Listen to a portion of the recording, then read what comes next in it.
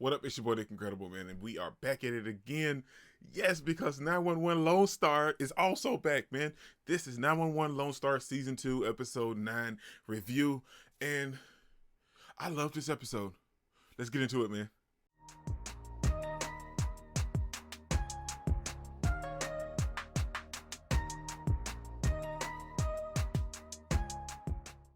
This episode had so much stuff that I loved in it, and it only revolved around Grace and Judd. It had so much stuff, and I know how you guys feel, and you know how I feel when it comes to Grace and Judd. I love me some Grace and Judd, and I love their whole relationship. In this episode, we see how that came about. We see like how they met each other, how that whole intertwined, and how their connection just got stronger and stronger and stronger, but it's coming right off the heels of the cliffhanger in episode 8. And oh my gosh, man, I was upset at this episode too, because I know how Fox does things, but I'm so happy that they didn't do it that way, man. Okay, so this episode picked up right after the cliffhanger, and we see Grace and Judd going over the cliff, and we see that Judd is knocked out, and we see a flashback of Judd when he was little and him getting in a car accident with like a neighbor or a best friend, and the best friend died. And we see how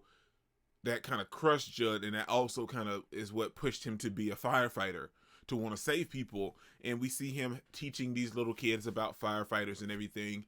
And this lady, like over the Bible camp or whatever, gives him a card and tells him that, you know, hell, this is to help you in case you want to have somebody to talk to or call, because, you know, you guys always, you know, you deal with stuff, traumatic stuff on a daily basis, and like this could help you deal with some of that. And it was like a little prayer hotline call number, and that's how he met Grace. I always wondered how him and Grace met. Like, I always wondered how like they just clicked and connect, and we see that it was over the course of multiple phone calls that Grace and Judd made that connection. But one night when he was like really having a hard time with, you know, the death of his friend, he decided to call this number, and that's when he first met Grace. And from that moment, it's been wonderful. It's been bliss. Like, there was moments and some times where there was some friction, where things may or may not go their way, but it's just been bliss, man. And we see that from that moment forward, Judd just kept calling her to talk to each other, and they got to know each other over the phone before they ever seen each other. And once they saw each other, it just elevated everything else so much more. But I love this episode. It was a Grace and Judd episode, and I don't have any problems with the Grace and Judd episodes. I'm gonna be 100%. And not to knock 911, because you guys know I love like the original 911, Athena, Buck, Eddie, the whole 118, and everybody else, Albert, Maddie. I love everybody, but 911 Lone Star is just doing something different, man. It's just making me just feel some type of way, and I'm here for every single bit of it, because like I said, it was a Grace and Judd episode, and we get to see so many different levels, if you will, of these characters, because we see Grace helping Judd through his tough time about reminiscing about his best friend and having a hard time dealing with it. And she also told him to, you know, because he felt some type of way because he tried to help that friend, his mother, when she was older, and she'd fallen and she needed help. But the moment she saw his name tag on his shirt, she's like, "No, don't let him touch me. Get away from me. Oh my gosh, no." And that made Judd feel some type of way, and that's what led him to call the number. But that also let Grace help him in the situation a little bit and tell him that, you know, hey, well, sometimes, you know, things ain't gonna go your way, and you could do something to help this lady, whether she spits in your face or she doesn't. You know, you could do something to help her. And he decided to fix her and clean up her house because she couldn't do it. But he came there day after day, day after day. And at these same times, he's talking to Grace day after day, day after day. And he never really made any traction in the beginning, but as it went on, the lady started to notice, and she brought him some lemonade one day, and then they went inside and had an actual conversation, and she forgave him, and that brought a kind of sense of relief for Judd as well. So in the end, Grace helped him overcome something that was a traumatic event that had been dealing with him ever since he was a kid. And from that moment forward, you know, it's just been kismet between these two characters, man, and I love it. I'm here for it. We find out that, you know, Grace was going to go to Georgetown, but she fell in love with Judd, and she decided, you know, that's not something that she really wanted to do anyway, even before she met Judd. But just meeting Judd and having that connection with him changed her whole outlook on life. And I feel like that's what we're all searching for, man. Just that one somebody. But we see this episode also when we find out that they've been rescued because Grace had got stuck after they crashed off of the bridge and into the river. Grace had got stuck and she was underwater for like 8 minutes. And Judd mentioned in this episode it takes 4 to to have brain damage. But Grace was messed up, man. She was in a coma, she was unconscious. She wasn't in a coma. She was unconscious, and we didn't know what was going to happen. And everybody was there for Judd, to help him. And he learns this when he wakes up that Grace, she's in a real rough spot right now. And also at the same time, the dude that ran them off the road is in the same hospital. Now, in this moment, we're jumping to like the flashback part where we see that Judd kind of had this interaction with Grace's dad, and he was like, well, it's not your color of your skin that I don't want you to date Grace, but I feel like she has so much more destined for her, and I feel like you're going to stop that. So Judd had to lie to himself and Grace to kind of push her away to allow her to further her dreams that her dad wanted for her. But we know that that's not what Grace wanted.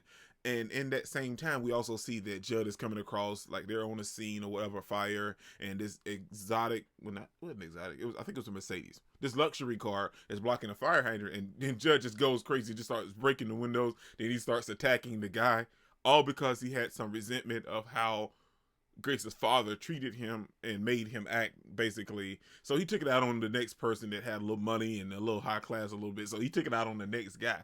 But that guy didn't press charges, but Judd talking to his father kind of made him realize that you're not only hurting yourself, you're hurting the people around you as well. Then we see that like how they met Captain Vega beforehand and how she introduced Judd and a little bit. Judd had already known Grace, but like he hadn't made that first step. Like when we see them in the bar, and Judd's kind of shy and scared to talk to Grace. So Captain Vega kind of introduced them. So like we get to see all of that, all of the stuff transpire as to how Grace and Judd met each other. But Judd is pissed to find out that the dude that made this happen to him, and especially his wife, is in the same hospital, and all he has is like a broken leg and a banged up shoulder and arm. So Judd goes in there, man. He was gonna beat the brakes off this dude, probably kill him if he could have. He was choking him out and everything. And then they tell him that Grace has woken up.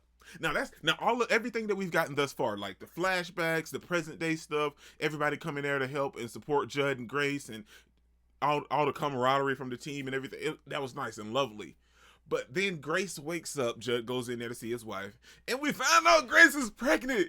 Grace is freaking pregnant. How awesome is that? Oh my gosh, it's so good. It's sad that, now she's having a little problem with her legs, and, she's going to require some physical therapy and everything, and things may or may not go back to normal, but she's pregnant. Oh my gosh, like I'm ecstatic, and I mean, it's not even, oh my gosh, I'm happy for them, and it just feels so good to have that, because we see that like that's something they were talking about on the way to see Judd's father, and about possibly having kids, and now that she's pregnant, oh my, it's so good, and we see that like they're the godparents of Captain Vega and her husband's kids, and like they were broken up at that time, and we see that like they orchestrated having both of them meet them there and tell them that they're the godparents, only to push them back together. Like, it's just such a great moment.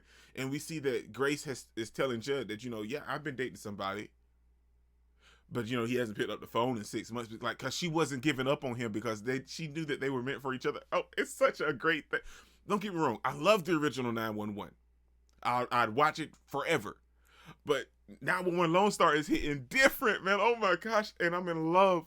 And this episode is hands down one of my favorite episodes thus far, man. Comment down below and tell me what you guys thought about this episode, because I loved it. I absolutely loved it. And then the episode goes off, and then we see the flashes for next week's episode. But I just gotta say, I'm in love, man. This is your boy, Nick Incredible. Don't forget to smash the like button till you can't smash it anymore. Comment down below, and I'll be sure to respond to each and every one of them, and subscribe, but only if you really want to, man. Peace out. I cannot complain, because today, I'm doing my